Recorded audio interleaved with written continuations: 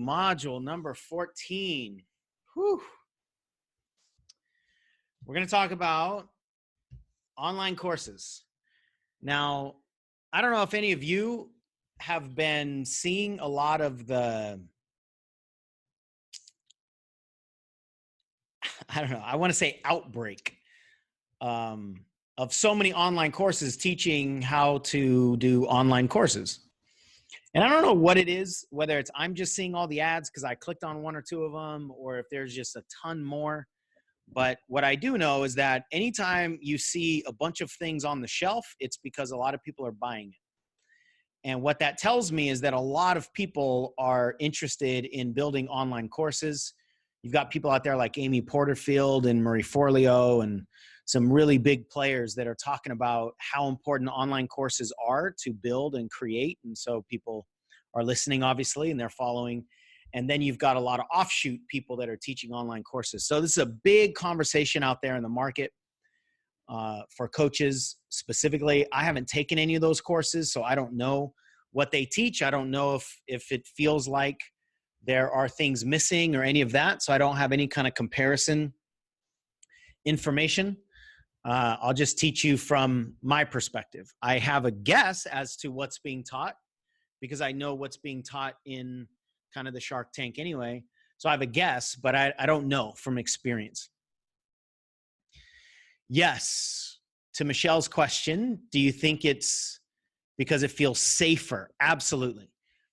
And I don't know if I would have gone into that when I answer questions, but I'm glad you brought that up because that is one of the reasons that a lot of people are going to do anything that prevents them from getting in front of the camera. It's just so easy to type things up behind the computer. And because of that, I think it's easier for people to be drawn toward that. You know, the intellect says we don't like being on camera and being judged that way. So let's not be on camera. Let's build these online courses. So I do think at an energetic level, people are doing what's safe so that they can hide, so that they can be smart, and they're buying into what's being sold about how important online courses are. And a lot of that stuff is true. It's just like, what's the best thing to do for us and what's the best thing to do for our seeker. Anyway, we're going to dive into this. I bring that up because this is a gigantic topic. And those of you that saw the post that I made a few hours ago in the Facebook group, wondering if there was a time limit on this module, that's because once I started diving in and seeing some of the questions that you were asking, there's no wonder why this is, could easily be a 10-module course on building online courses just by itself. And I know a lot of the courses are really in-depth and very extensive. My intention is not to be completely extensive in online course building, because there are going to be some variables that aren't going to apply to some of you and some that require deeper conversations. And that's just not the intention of this course. I'm going to give you a complete training for sure. I'm not going to leave you hanging, but I'm not going to, uncover every single variable and all the different options.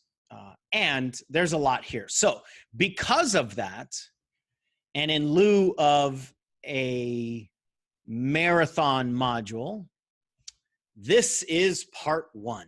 So module 15 will be part 2. In this moment, as I am recording this, I don't know if that's going to be it, if there's only part 2, or if there's going to be 5 parts. I don't know. I just know this is only part 1. And if we break up the conversation of online courses, I think there are 2 components to the conversation, and this is going to be the first component. So when it comes to online courses, there are tons of things to look at. How do you design them? How do you create them? The difference between those is designing is the content, creating them is actually filming and putting them up online and the building of the materials and the assets themselves. How do you deliver them? How do you name them? How do you price them? How do you sell them? How do you use them? And all of that is really important from a doing standpoint, from the actions of actually building a course. However, what I think is missing for a lot of people is the first part of this conversation, which is how to think about them.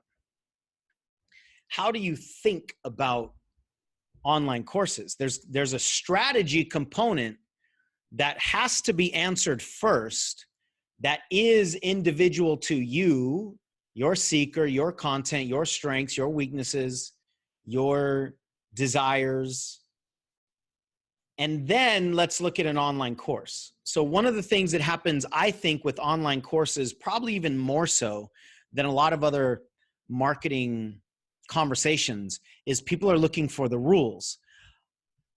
I would say that people are looking for the rules because, similar to what Michelle just said, is because this is an intellectual play for the most part. The intellect says, let's do an online course because that seems smart. It seems easy. There's not a ton of money that needs to be invested into it. So this is a smart play. And I'm not disputing that at all. And if it's an intellectual play, then the intellect wants the rules. The intellect wants the rights and the wrongs, the goods and the bads, the do's and the don'ts.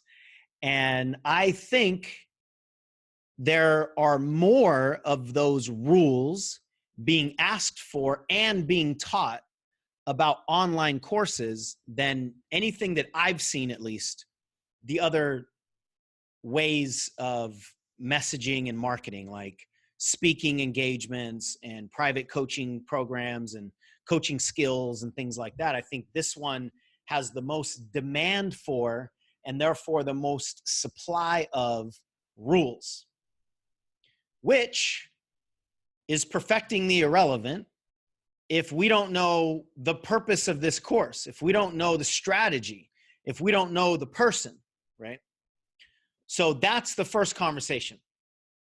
And at the risk of being the buzzkill that's not going to answer all the questions that most people are wanting, I'm going to give you what I believe we need to look at first. So thinking about your online course is more important than doing and building and selling and promoting and all that, although that's what everybody's asking, right? Just give me those questions. But we got to think about it first. So these are some of my thoughts, kind of random thoughts about online courses. First of all, a course underprepared is more valuable than a course under construction. If your course is perpetually under construction, you're not helping anybody. And most people are afraid of selling the online course or doing the video or putting out the message in whatever way because of the visibility fears about not being prepared, not being perfect, not being good enough, all that crap.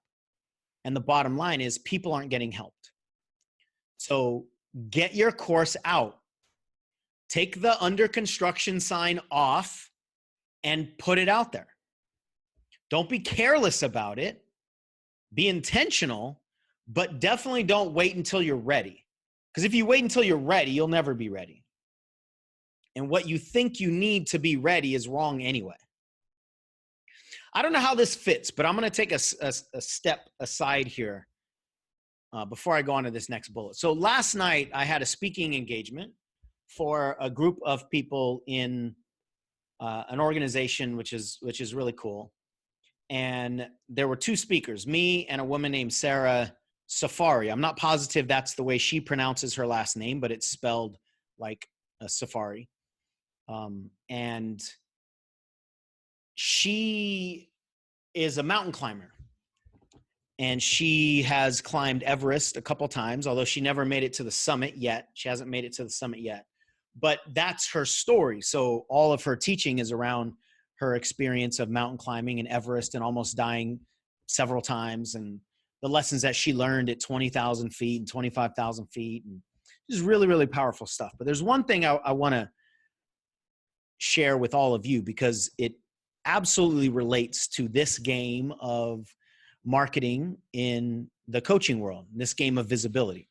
So what everybody is pretty much trying to do is get to that point of success, whatever that is, right? We'll call that the summit. We'll call that the top of the mountain. So people are looking for the six-figure business, or they're looking for whatever needs to be in place for them to quit their job, or they're looking for seven figures, or they're looking for a magic number of clients. Whatever it is they're looking for, they're trying to get there as fast as possible. And what that does is it causes the intellect to look for shortcuts. It causes the intellect to search for the ski lift to the top of the mountain.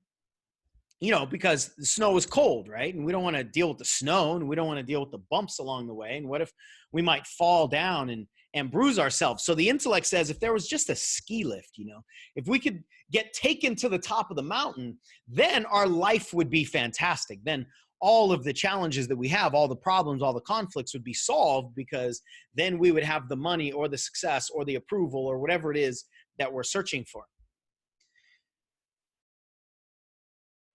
So let's just map that onto the analogy of climbing Mount Everest. Mount Everest is a 29,000-foot mountain. This human body is only designed to be a certain amount above ground, above, you know, sea level. And anything beyond that, it needs to be prepared. So if we were to helicopter you to the top of Everest and drop you at the summit, probably before you could get the camera out to take a selfie from the top of Everest, your body would die, literally die, because it's not prepared for that. And so what she taught me and all of us last night was really profound. She said, when you climb these super big mountains, you go up to a certain elevation, and then your body, once it steps into this new environment at a new elevation, your body's like, all right, let's just hang here for a little while. I need a moment before we keep going. Now the ego says, we gotta go, we gotta go, we gotta go. But the body says, we can't go anymore. We need to acclimate here. And one of the ways they do that is actually walking back down a little ways in the opposite direction to the ego. But that's important for the body to fully acclimate. So they might go up to 20,000 feet and then walk back down to 18,000 feet, and then go back up past 20 and then go to 22,000 feet and then come back down to 20,000 feet. So there's constantly, at a certain height, there's this go toward the top and then come back down and let your body acclimate, and then go further toward the top and then come back down and let your body acclimate. And when I heard her say that, I just thought it was so profound, because we generally perceive those steps downward as failure. And now we got to make up for all of that wasted time. She said, when you climb a big mountain like that, you essentially climb it 4 times.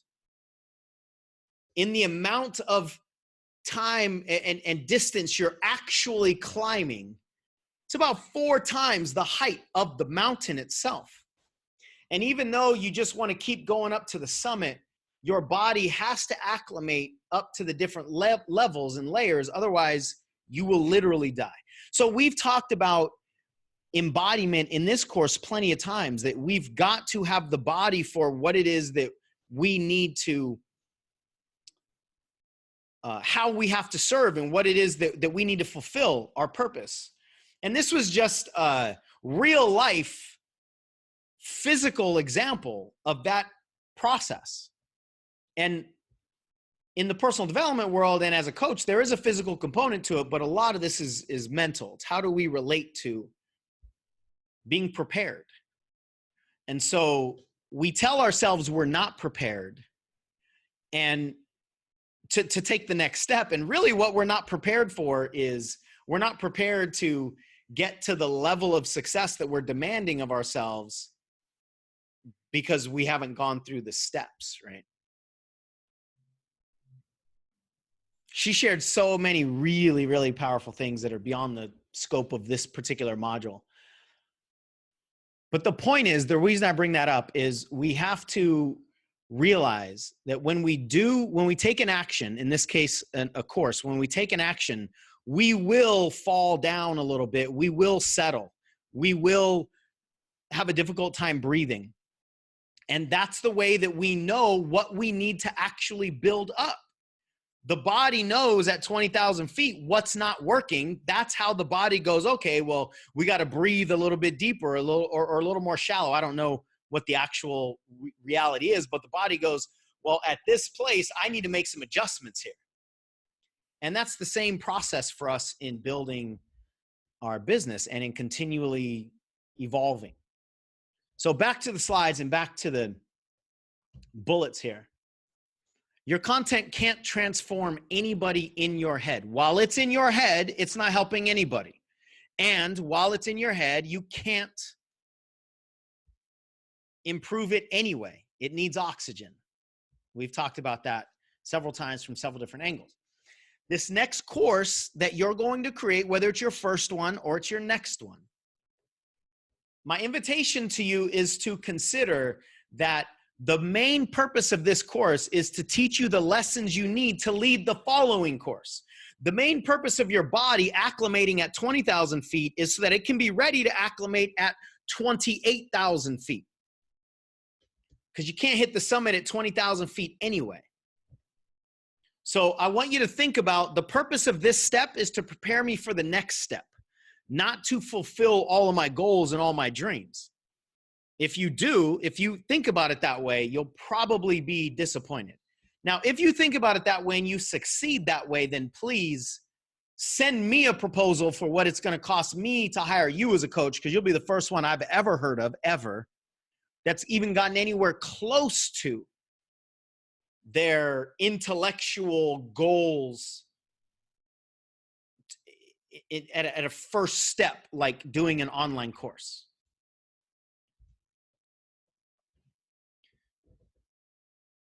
One of the biggest things from a business standpoint is that an online course, in my experience, is actually more valuable after it's done than during the course, than the people that are going to get into the course. So you can use your online course when it's done to make more money in your business. Therefore, if the majority of the value financially is after your course is done, well, then the next question is, how quickly can we get it done? How quickly can we get to that point where we can actually use it better? We can use it as it is, and the lessons that we learn from it will catapult us into bigger lessons and more money. So again, I want you to think much bigger than just the course. And this is specifically confronting that conversation that Michelle brought up, like people hiding. So let me do an online course first because I don't have the guts or the body or the confidence to do videos or to pitch myself as a private coach. My experience, with no waffling whatsoever, is that your course will be better if you have private clients before you create it. Because even though it's a group program, these are individuals. Every person in that course is an individual consuming the course. So even if you have 100 people, there's 100 individual experiences. And the more that you understand the individual experience, the better you're going to be able to deliver it. I could actually make the opposite argument that says the less you understand, or I don't know about opposite argument, but the more experience you have with private clients, the better your group coaching program is going to be at a group level, meaning you can do more in a group when you understand the individual better.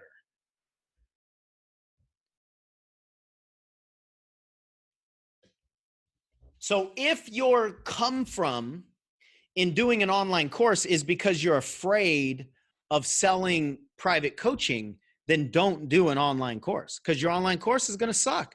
And if your online course sucks because it's coming from a place of fear, then the next one will be based on the lessons that you learn coming from a place of fear.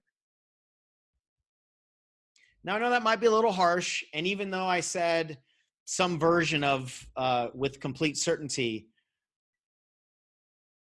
I'm open to there be a reason for somebody only doing an online course and never doing private clients, or doing an online course first for the experience of it before they get private clients. However, the concept is you have to know your stuff, and it's actually easier to learn your stuff with an individual person and then expand it into a group than to do a group content, concepts of a group and do a group program and then convert that into the individual. And the safer doing group programs is to you, the scarier doing individual coaching will be to you generally. If that's the precedent that's set, then doing an online course, let me put it this way, doing an online course with a group, if you've never had private clients, will probably not give you the confidence to hire or to sell private coaching. For the most part, for most people, that's not a 100% everybody is in that boat statement, but for the most part.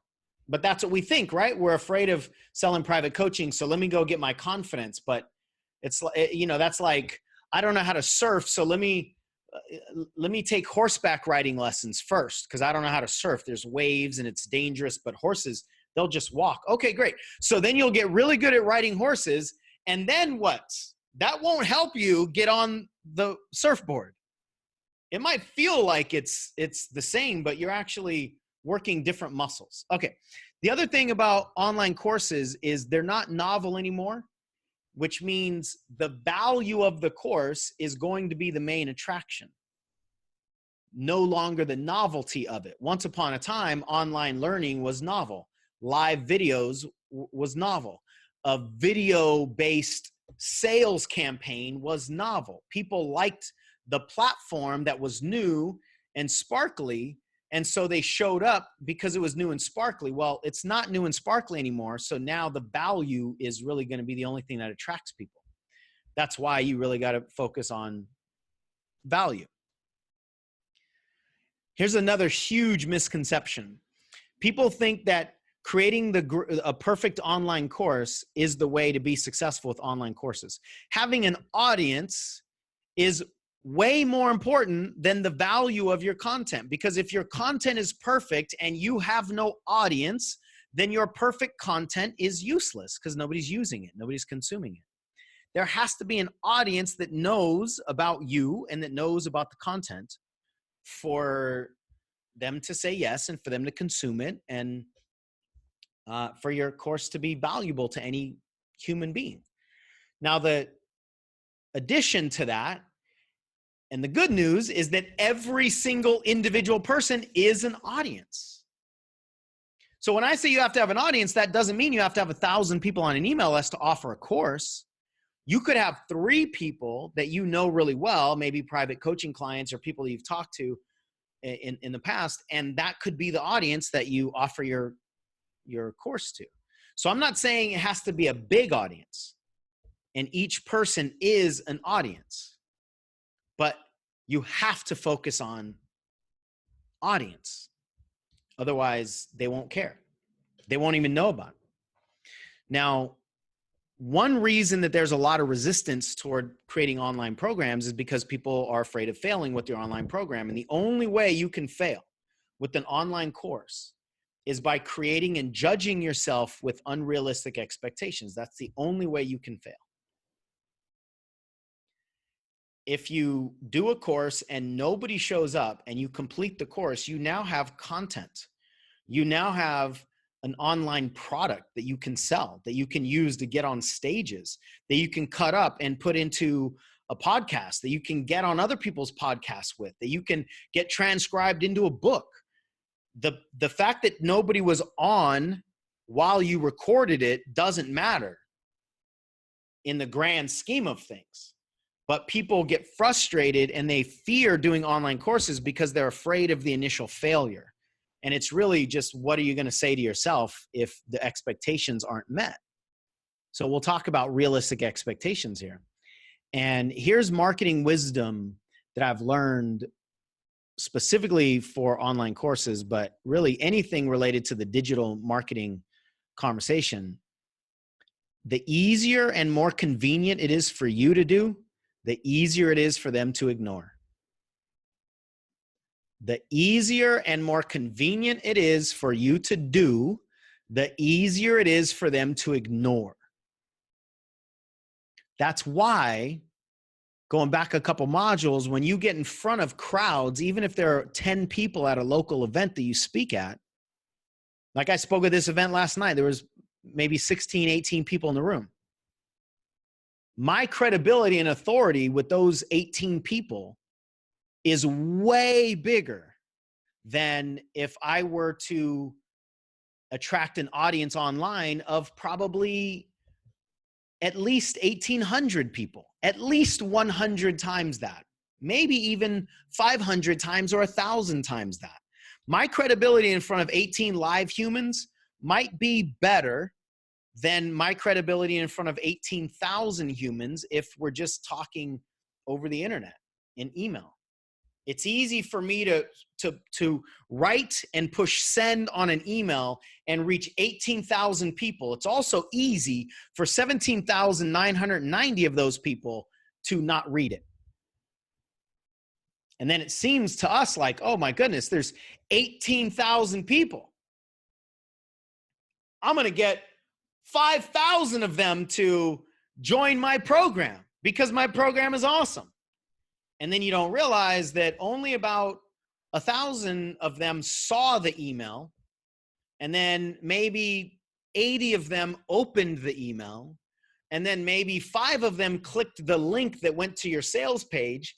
And then out of those 5, if the numbers work out, probably about 1/10 to 1/4 of those of one person bought your course. And that doesn't make sense to the intellectual mind that says, I have 18,000 ears. No. Or eyes. Well, in this case, it'd be 36,000, right? Everybody has 2 of them. No, you have 18,000 emails. That doesn't mean you have the attention of 18,000 people, but I had the attention of 18 people last night. Full attention for about 25, 30 minutes. That is going to be way more effective. It's going to be way more profitable. It's going to be way better in every metric. So what a lot of people do, again, this goes back to Michelle's comment. A lot of people do what's easy because they don't want to confront their fears of visibility. And then they get frustrated because what's easy doesn't work. Well, it's because it's easy for everybody. It's easy for them to ignore. If you don't bring it, if you don't bring your vulnerability, if you don't bring your truth, if you don't bring your controversy, if you don't bring your humanity, why the hell would they pay attention? When they're programmed to try to avoid all distractions, and then you're going to throw a limp noodle into their distraction mechanism and hope that it stops the whole thing? Of course not. We got to bring it first. If we want to disrupt their protection against all the distractions, then we disrupt it with our humanity. We don't disrupt it with our convenience. And if we do the things that are convenient and easy for us, then who are we more committed to? Are we more committed to serving them, or are we more committed to protecting us?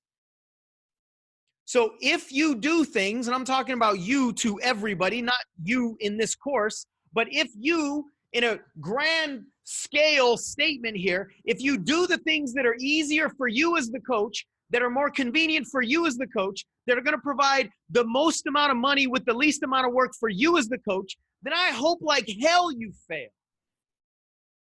Because your seeker deserves more than that. Your seeker is not looking for somebody to give them what's easy and convenient to help them out of a situation that is everything but easy and convenient.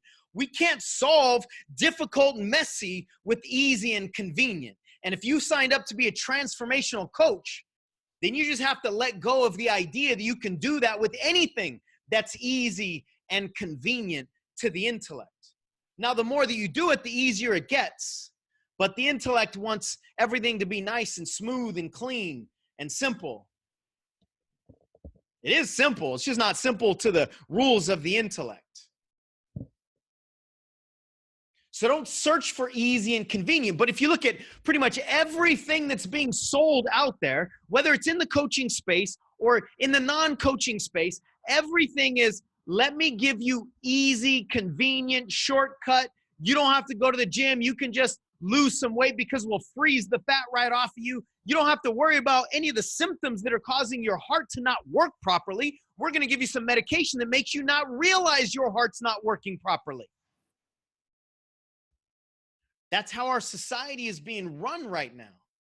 And that will extinguish the human species. If we continue to run from the problems that we have in our society as well as individually, that will extinguish us. But we won't know about it. We'll be all numbed out. We'll be distracted by something else. We'll pull ourselves away from our human experiences because we're numbed out on whatever it is that we're going to numb out on. So we might die, but we won't feel it. If that's your game, then I'm not your guy. I'm not your guide to lead you up that mountain. So don't search for the shortcut. What's the easy way to do it? And every time you hear somebody tell you there's an easy way to do anything that involves a human, my suggestion is you turn around and run until and unless you are serving robots. As soon as you're serving robots who've been programmed with computers, then we can treat them like computers. But if you're committed to serving the human, then that doesn't come in a computerized, commoditized solution. Yet if you take a look at what's being sold on the shark shelves, it's easy, simple, anybody can do it, commodities. I get these voicemails like once a month from some dude. I don't know who he is. There's no way I joined his list, but he always leaves me some kind of message like, hey man, I know I've been trying to get a hold of you and you wanted me to give you a call. I didn't want you to give me a call, but he's attempting to get me intrigued by, like, you know, maybe we met each other at some point, and he's pitching me that, you know, people are making 5-6 figures a month with no sales and no marketing and no money and no experience necessary. And what's sad to me is that the only reason I get those voicemails is that those voicemails work. Otherwise, he wouldn't be spending the time and the money and all the things that he's spending to put up a website and attract the people who are looking for that kind of approach. The people that are looking for the ski lift to the top of Everest. Awesome. They will die as soon as they touch down. And then if they want to get realistic and actually learn how to climb the mountain, then they can learn that if they want.